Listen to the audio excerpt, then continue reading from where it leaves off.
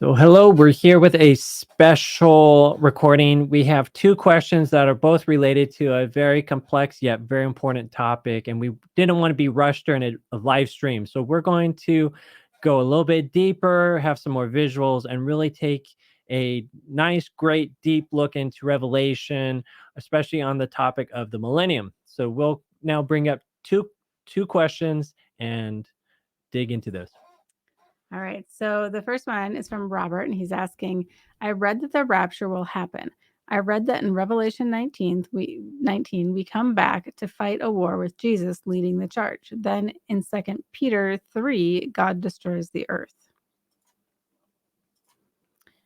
And Anne is asking, Jesus said that he will raise up believers on the last day. John 6:40. For my Father's will is that everyone who looks to the Son and believes in him shall have eternal life, and I will raise them up at the last day.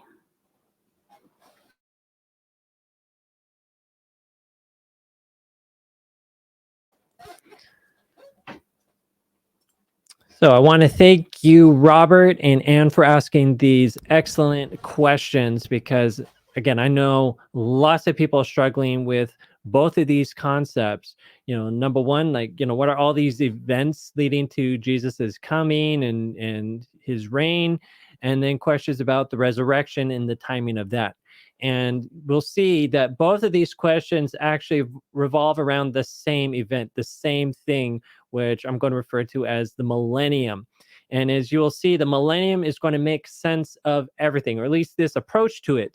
It'll make sense of the Lord's day, the last day, and the Lord's reign. All these things are button up into this beautiful concept, this beautiful narrative of the millennium. And there's so much confusion on this topic. I know there's all, pre-millennialists, post-millennialists, so much at times people get upset. But I think you will realize after watching this that what I'm going to show you, it might be new to you, but when you see this, you're never going to be able to unsee it. And when you go through and read the Bible, even those little prophets like Joel and Amos and Isaiah and Jeremiah, everybody's now going to be making so much sense. And you'll look at Daniel, you will look at Revelation, you'll read Jesus's prophecies, and you'll see how they all fit together, how they all make sense, and they're all telling us about the same thing. And you'll be just so much more grateful because you can make sense of all these things. So without much further ado, let's dive into the millennium. And we're going to use a lot more visuals, as I mentioned, to help you dig deeper and understand what is going on here. How does it all fit in? So this is a really high level look at the book of Revelation. The book of Revelation is giving us this period of history spanning from around 31 AD all the way through till even the future, up to the millennium and the end of the millennium. And you see things like the seals, horsemen, the trumpets, the plagues, all these. And you'll notice often they all have the number 7 associated. There's 7 seals, 7 trumpets, 7 plagues. And there's also 7 churches, and they all line up for the most part in a beautiful sequence with each other. But the 7 last plagues actually are often a group by themselves, happening just before Christ's return. And most everything from the 5th seal and back has already happened. These are historical events. And then when we come to the 6th seal, there are things that may have already happened and then are yet to come. And then we'll see with the 7th seal, it's clearly pointing to Christ's return. And the 7th trumpet is pointing to Christ's return. And if we go a little bit deeper towards the period just before Jesus' return, we have there the tribulation, the mark of the beast, the judgment of Babylon. We see the last plagues, and then the second coming. And we'll be looking at these different same things, the same period from different approaches. So this won't be the last. Don't worry, you don't have to memorize this. We'll come back to it. And right after Christ's return is going to be the millennium. Now, this is a look at the second coming. If we focus and center on the second coming, what are the events that are just before it and those that are just after it? And as you can see, we're events preceding the second coming are often referred to as last days or the latter days. And the time after Christ's return is going to be referred to as the last day. Maybe it's a little bit confusing, but the Bible is generally consistent on this. There's a little bit of variance, but when you have this in mind, the last days, often apostles will talk about their time and even our time today, where we're at. But they are all looking forward to the last day, which is going to be Christ's return, the second coming. And as I will show you, in fact, it also is the whole millennium. How can 1,000 years be one day? We will talk about that. So again, we see the tribulation, mark of the beast, the judgment of Babylon, the last plagues. All these things are happening leading up to Christ's return. Revelation 6, Revelation 16 are talking about this giant earthquake, a devastating earthquake where like the mountains are going to be leveled. They're going to melt like wax. The islands are going to be moved. Like the earth is going to be completely devastated. The cities are gone. Everything's ruined, destroyed. And then we look at, again, we're going to see it throughout. We're going to be looking at multiple times how Revelation 6, Isaiah, Matthew, all these books are telling us about how the sun and the moon will be darkened. The sky is going to be rolled back like a scroll, and the earth is going to just plunge into total darkness. So the earth is totally destroyed, and again, plunging into darkness. And then we have Christ's triumphant return, which is very much the subject of Revelation 19. And then we transition a little bit to, okay, what's happening with Christ's return? We see his glorious reign will begin. This is very much a topic of Revelation 11. Then we see the silence in heaven for half an hour. This is the sounding of I believe the opening of the sixth seal. No, sorry, I'm getting wrong on that one. But we hear about how one of the things are open and then there's silence in heaven for half an hour. Why is that? Why is there silence in heaven? Well, the answer is because Christ is on his way with all the angels of heaven on one giant cloud and tons of angels. In fact, the angels kind of are making the cloud. It may be.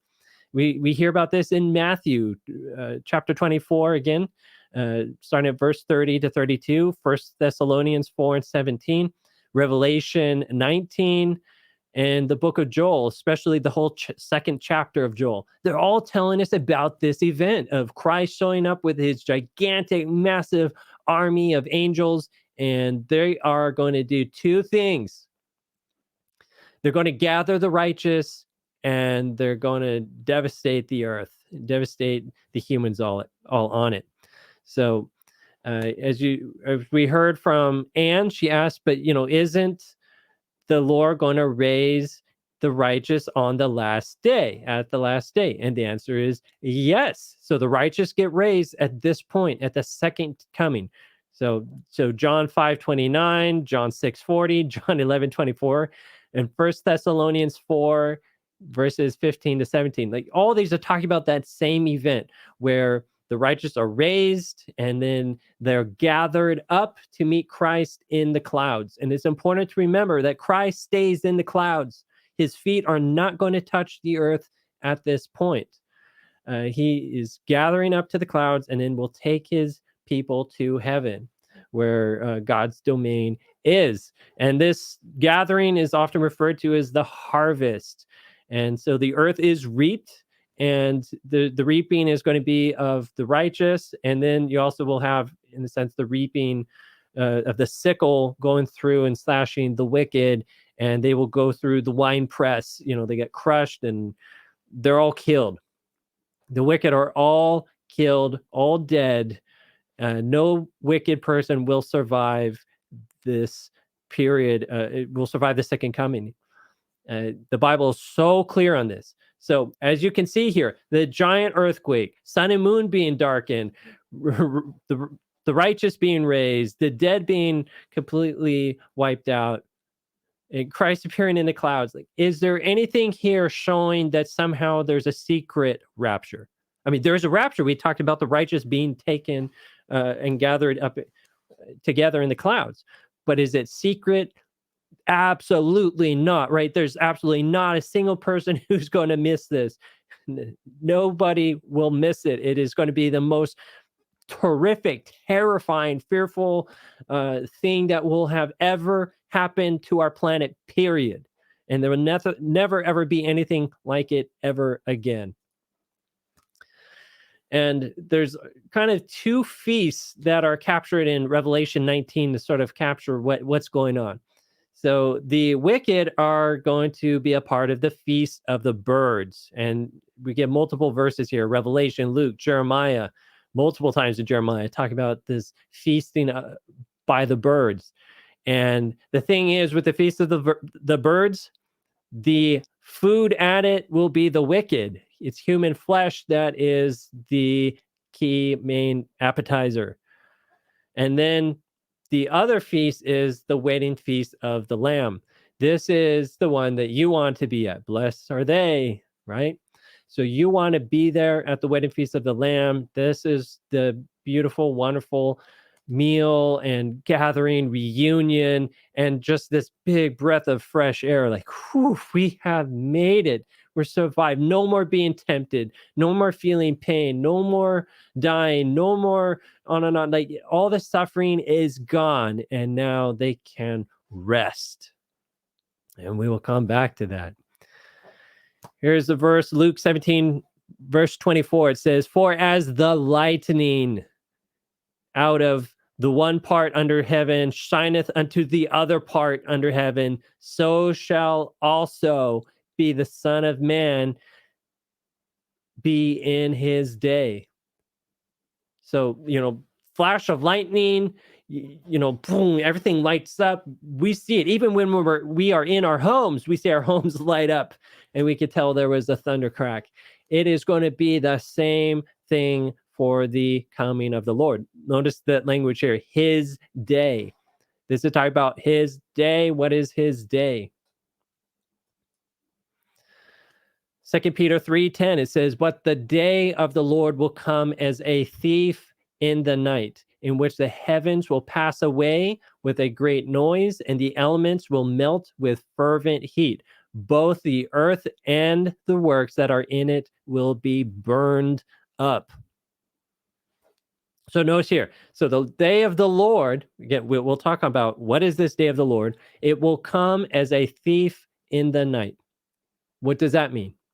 What does it mean will come as a thief in the night? Does it mean it's going to be secret and nobody's going to know it happened? It says, in which the heavens will pass away with a great noise, and the elements will melt, and the earth and works in it burned up. So this is not an event that people are just going to miss and, oh, that was secret, it just happened, and now it's done. No, it will come in as a thief in the night because it's unexpected. You do not know when the thief will break into your home and rob you.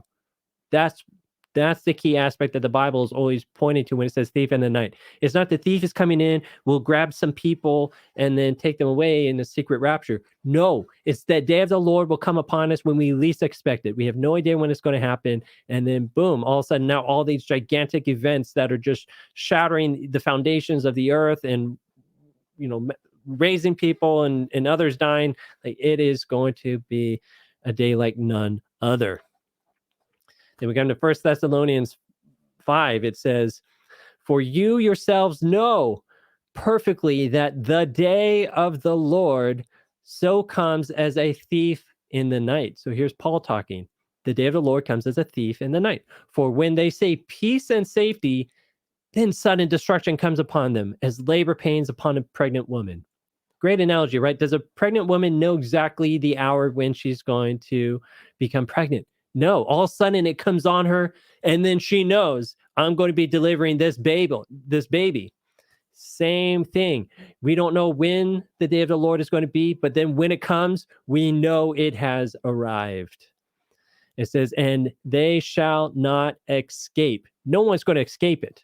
We're all going to, those who are alive at that time are all going to pass through it. The righteous will be gathered up, and the wicked will meet their fate. It says, but you, brethren, are not in darkness. And we'll talk about this darkness, so that this day should overtake you as a thief. So we don't want this day to surprise you as a burglar might do breaking into your home. Now, I'm going to be showing you how the millennium, this 1,000-year period after the second coming, is this day of the Lord. And it should say it includes the second coming. So the second coming up to actually the third coming is one day, the day of the Lord. How do we get this? Now, you could actually break up all of the Earth's history into 7 days. Where do we get 7 days? Well, we have here with Peter, 2 Peter 3:8. He says, and he's quoting the Old Testament here, actually, with the Lord, one day is as 1,000 years, and 1,000 years as one day. So to God, yeah, so much time can pass by, yet to him it can compress, it feel like a short amount of time, and then it can also stretch out. But it's so interesting that maybe this verse is also telling us, and by the way, the 2 Peter 3:8, he is talking about, this is in the context of the millennium. He is telling us also that maybe this millennium is a day. And let's look at it. So if we back up, you look at all of Earth's history, from creation to the time of the flood, to the Jewish exile, to up to the second coming, it's about 6,000 years, 6 days. We have, about first couple days or first couple thousand years were the time for the flood and post-flood, like Noah and Babel, all that. Then we have Abraham and Jacob and the Israelites coming about, and the Jewish people, and that continued till about 80-30. Then at the time Christ's death and the persecution of the early Christians, we enter now a new era, the Christian era. And by the way, eventually I think around 80-70, the Jewish temple is destroyed and the Jews are scattered. Clearly, they're brought to an end. Their era is over. As Jesus said, behold, your house is left unto you desolate. And now we're in the Christian era, you could call it. The Bible doesn't necessarily give a name for it, so scholars will all give it a different name. Or some people might point out, like, the first era is the era of the patriarchs, then you go to the era of Christ, and then to now the era of the Messiah, to now then the era of the Holy Spirit, even a different disposition. And then there's this 1 seventh day that's dangling out there by itself, and this is the millennium. Now, that first chart I showed that was basically covered in Revelations chapter 2 to 19. Revelation 2 to 19 sort of spanning the whole Christian era. And then Revelation 20 is focusing on the millennium. And we have done several videos in Bible Ask where you can see us walking you through the different events of Revelation 20, what that means, what is Gog versus Magog, what is going on with Satan being chained to the planet, and then the destruction of the wicked. I'm not going to go today into Revelation 20, other than it is a foundational part for understanding the day of the Lord. That's some of the best details of what happens in the millennium is in Revelation 20. As I mentioned earlier, the whole Christian era is often referred to by Christians as the last days. We see that in Acts 2:17, 2 Timothy 3:1-2, Hebrews 1:1-2. You can always go back, read these for yourselves. But they're often referred to the last days. We are in the last days. But they are also pointing forward to and talking about the last day, such as we saw in John 6:40, quoted by Anne. And then we have that day, that you might see, for example, in Isaiah and Zechariah. And Joel, for example, talks about the day of the Lord. All these are referring to the same thing. They're all referring to the millennium. And they might be bouncing around to different times. Sometimes they might be talking about the second coming. Sometimes they might be talking about events that happen at the end of the millennium, like the final total destruction of the wicked. Or as Peter was talking about, the fervent heat, the melting of the elements. Like that again happens at the end of the millennium. So all these things, like the Bible's not being inconsistent when it's talking about that day. It's because that day is the millennium. It is one whole 1,000-year day. I really hope this gives you so much more clarity. And what's really interesting is, we talk about the millennium is the seventh millennium. What we call the millennium is really the seventh millennium of Earth's history. And there's a lot of significance to that, because when it comes to the land and the land resting, the land getting a Sabbath, we have something in the Old Testament that God gave to the Hebrews. If we look at Exodus 23, starting at verse 10, it says, 6 years you shall sow your land and gather in its produce, but the seventh year you shall let it rest and lie fallow. So 6 years, work your land. The seventh year, don't touch it. Let it just rest and do its thing. Leviticus 25:4, similarly, it repeats, the seventh year there shall be a Sabbath of solemn rest for the land, a Sabbath to the Lord. You shall neither sow your field nor prune your vineyard. Leviticus 25:4. And during this time, we're told, like, for example, in Isaiah 14:7, as clear as you could get, the whole earth is at rest and quiet. Remember how I mentioned the giant earthquake, the sun and moon are darkened, all the wicked are destroyed, with the exception of Satan and his angels, I should clarify. Besides that, everything is wiped out. It's barren, it's desolate. God has returned the earth to basically its same destroyed, desolate form as it had been before creation. Maybe it's covered by waters, maybe not quite there, but this concept of just destroyed, broken, chaotic, this is earth during the millennium. Jeremiah 4:26 says, the fruitful land was a wilderness, and all its cities were broken down at the presence of the Lord by his fierce anger. For thus says the Lord, the whole land shall be desolate, yet I will not make a full end, for this shall the earth mourn and the heavens above be black, because I have spoken. Jeremiah 4:26-28. So the whole land desolate, the whole earth, all the cities are broken. And notice this, the heavens above be black. We're going to keep seeing this again and again because it's so important for understanding the millennium. Joel 2:1-2 talks about, for the day of the Lord is coming, a day of darkness and gloominess. Of course, this could be talking about spiritual gloominess, spiritual darkness. That is true too. But it's also talking about literal darkness as well, because the sun, the moon, the stars are darkened. And it's really interesting. Genesis 1, it talks about, and there was an evening and there was morning one day. A day begins with darkness, and then the first half is darkness, and the second part is going to be in light.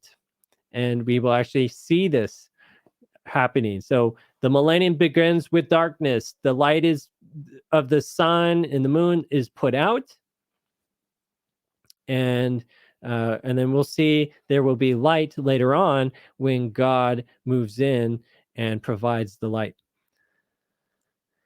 This interesting verse in Isaiah talk about, it says, the morning comes and also the night. And you can think, well, okay, morning comes and it's followed by night. But this verse, I believe, is actually talking about both happening at the same time. How can you have morning and night at the same time? Well, the earth itself is darkened. The earth is in darkness. The wicked are in darkness. And in fact, Amos 5:8 talks about the shadow of death. And that's actually a term used throughout the Old Testament, that shadow of death. The wicked are in the shadow of death. They are all in darkness, not seeing, not thinking, not living anything. The lamp of the wicked is snuffed out. as I think Job uses that language. So they have darkness. The earth has darkness, but God's people, the righteous, are reigning with God. They are in heaven. They are surrounded in his glorious presence. They are in light. They have the day. And so we see this in Isaiah, I think, summarizing this event. Says, the sun shall no longer be your light by day, nor for brightness shall the moon give you light, but the Lord will be to you an everlasting light. Your sun shall no more go down, nor shall your moon withdraw itself, for the Lord will be your everlasting light. So the righteous, yeah, they don't need the sun anymore. They don't need the moon anymore. Being in that glorious presence of God gives them the light. There's never going to be any more night for them. And they're not going to be hit by the sun anymore. Revelation 7:16, the sun shall not strike them. And so God is able to control temperatures perfectly, control the lighting perfectly. Like, this is how paradise will be paradise, like perfectly temperature and light controlled all the time. It's going to be remarkable. And again, there's not going to be a sun to produce that light. Like, it's almost like Earth, with God's presence on Earth. Oh, we'll talk about how God comes to Earth, is the now center of the universe in a sense. And it's now the great light source. It's going to be remarkable. It's going to be totally different than how it is now. So we come to the end of millennium. And this is the time where then the holy city, actually, the New Jerusalem, is going to be brought to earth. This is imagery that we see actually in Revelation 21. It's coming down, it lands on earth. And then you have the wicked being raised up at this time. So Jesus talks about there's a resurrection of the righteous, and then there's also a resurrection of condemnation for the wicked, two different ones. And again, Revelation 20 is also clear. There's two different resurrections. There's a resurrection for the righteous. There's a resurrection for the wicked. You want to be with the first resurrection. You don't want to be in the resurrection of the wicked, because those people are raised up. Then they receive judgment. Their fate is going to be proclaimed to them. They also Satan will lead them into greater rebellion against the holy city. And I'm not necessarily saying these things in the correct order. And then in the midst of that rebellion, fire will stop them and they will be destroyed. They're sort of all thrown into the lake of fire. The whole earth is actually covered and coated in fire. Like there was a flood that destroyed the earth previously. Now it is just magma and lava, and who knows what is that fire? Probably it's the fire of God's presence, in fact, that's surrounding and filling and just purging the whole earth. Because as Moses says, our God is a consuming fire. God's glory just wrapping around the earth and just purifying it, destroying all that is wicked, all that is impure, all that is sinful, just melting all the elements, as Peter says. And now you just have this charbroiled earth that ends kind of this millennium. This is the end. But, light has come to the earth because God is now on the earth and his glory is there. His people are there. His capital, the New Jerusalem, is there. And so now light has come, day has come to the earth. And we go on to read in Revelation 21 about now there being a new heaven and a new earth. And God has purged it, gotten rid of sin, and now we get a fresh start with a new heaven and a new earth. And as it's written there in Revelation 22, and there shall be no more night there, neither light of the sun, for the Lord God giveth them light. So it's going to be glorious. It's going to be amazing. No more getting pain, no more suffering, no more death. Because if as Revelation 20 talks about, death is also thrown into the lake of fire. And Hades, representing the grave, is thrown into the lake of fire. Nobody else after this point is ever going to die. There's never going to be any sin anymore. Everybody's going to live forever and ever in paradise, getting enjoy infinity. I mean, think about what you can do over trillions of years, what you can learn, what you can accomplish, what you can enjoy, the places you can go, the types of food you can raise and learn how to cook, and what you can do with music. I mean, it's just going to blow our minds. It's going to be so amazing.